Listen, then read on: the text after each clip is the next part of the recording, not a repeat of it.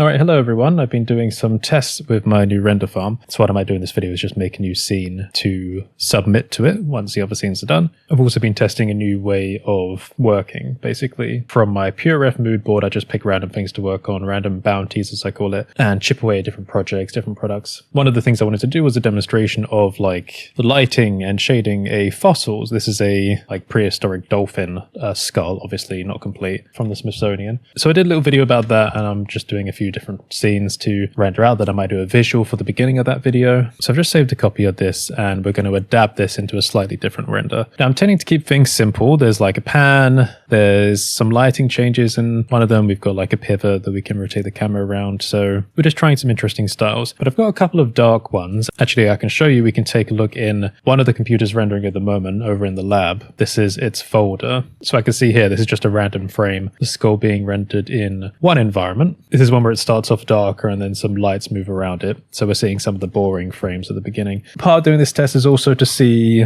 whether the compositor will work during the render farm process. And it did not work to start with. I realized that I had to make sure that there was a valid output value here, separate from the render farm settings. Because if there's no valid output path here, then Blender freaks out a bit and it doesn't initiate compositing. I'm noticing a lot of quirks with Blender while setting up the render farm process. I might have to write them down and like let people know about them. So what I'll do for this one is let me get rid of the light sources in the scene. And since I've already prepared two dark renders, let's try a light one. Let's actually go over the top and then we'll work backwards. So as part of this test, I was also showing off like some of the materials as well as the lighting from Afterglow. And I was using a variation of the fossil material. This is not what it looks like as standard because I've done all sorts of modifications to it, but it is quite easy to modify. So let's see. First of all, let's do a camera position and angle, some kind of tracking that we can work with. Let's move the camera to the empty so I can see that here.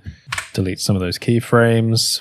So what I can see in the corner down here is that we've got the camera and we've got this kind of pivot point that we can rotate around. Now the camera is a little bit offset. It's not looking directly at it, but that's fine because actually having the camera offset can get you some interesting styles. Now for things like these background lights, I can hide them and do whatever I want. So let's do something where, I don't know, if I've got my tracking point there, let me set this to the beginning of the timeline, set the keying so it's automatic, and let's put us like here or something. And now at the end, I've got it set to about 10 seconds. Let's do it randomly somewhere else. Bit of a weird angle that, but also I've got the skull moving, so that's complicating things. So let me remove those keyframes. Okay, let's do that again. So we've got a starting position for the empty. Cool. Snapping to the end. And let's come like up and around a bit like that. Yeah, that might be nice. Okay, fine. Playing that back. While we're doing that, I can take the camera. The camera's going to have its own kind of local thing. Let me just shimmy it a bit, save that. And then by the time we get to the end, it's like, where do I want to look with the camera? Down here. And since I've got the auto keying, it's going to adapt that. Okay, interesting. Not too bad. I might change the camera's angle at the very beginning here, just to move it up a bit. Okay, so it's kind of panning around it on a pivot. We can always do adjustments as well, like field of view. So say I take that camera, we've got the focal length, right? So let's say it's starting on 80. Actually, let's start it lower. Let's do like 50. And then I'll keep it on 50 until like 4 seconds. So insert keyframe there. And then I'll start phasing it to about 80 here, maybe. Or maybe we'll lengthen that out a bit.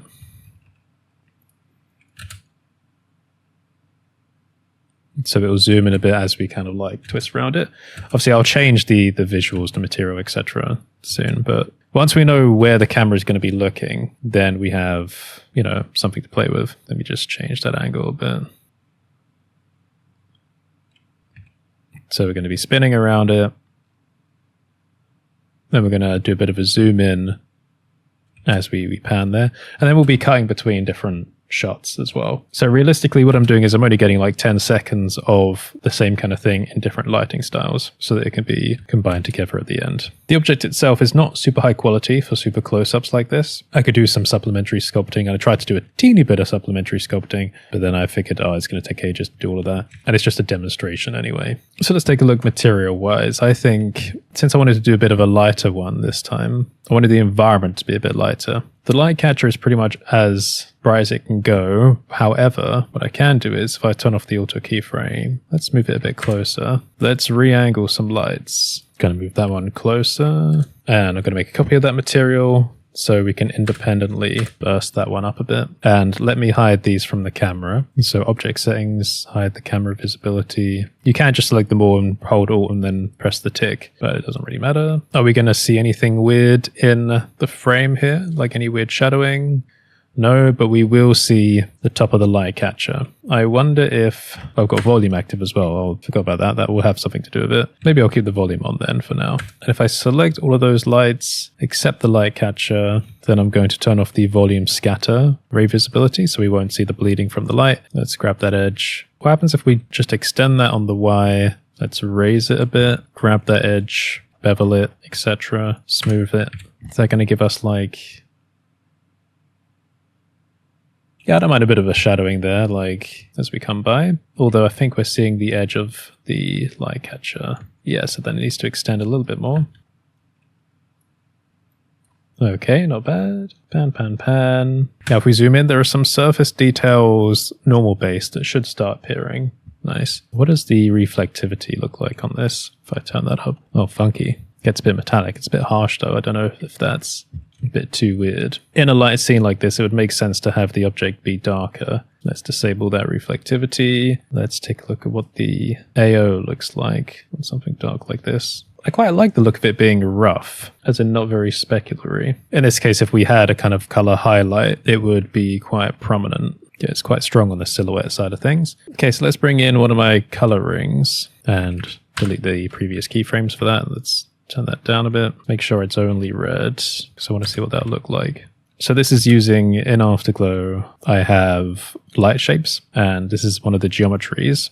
This is the light ring called Light Shape Faded Ring. What it does is it gives us a gradient where we can make sure that not the whole ring has color light around it, and you can change those colors based on the color ramp. So what we can do animation wise is we can actually have that ring like move over it or focus down on a particular area, like the front, which might be quite menacing. So let's say at the beginning we have it like starting at the top. Gonna add auto keyframes, and then maybe by here we might start the movement of it so that by the time we get to this angle we're seeing it pass by. So in the corner view, which you can't see, actually maybe I should just get rid of my face, I'm kind of just moving it here. Maybe I should really put this view somewhere else so it's easier to see throughout the video. I might have been referring to it without you being able to see it. So maybe by the time we get to this angle, it will be down there. So it's going to pass by as we angle. So we'll be able to see it like at the top. As we get further around, it's traveling towards the mouth.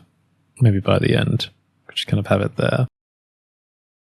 Okay, I don't want to overdo it. I've got a few of these shots now where it's basically just panning around the skull. So I'm going to save that in the shared render space, and I'm going to make a note of that. And I've just saved this because I want to do a fourth one as well. Let's get rid of those camera frames. Now I kind of just want like a pan in type one, I think. Maybe we can still do something with the empty, but like if I started from this angle and then turn the empty like that, but at the same time, I've been forgetting to set these onto like linear animation as well, which I actually prefer working with. Maybe I'll go back and change the others to linear before I render them. Because if with linear, it means that you get the same velocity roughly when you're cutting between the different shots, depending on the speed that you're moving the camera, but it means that you don't have to like cut in between this gradient as it's getting up to speed. So let's start here and let's say that we, I don't know, like move into it past the teeth. Quite a lot of empty space down there though. So let's maybe move the skull down a bit. Now the light's moving the opposite way, the ring light that we have. Let's get rid of the keyframes on it for now. Oh, and also I should change the background like light as well, but we can get to that. So let's hold the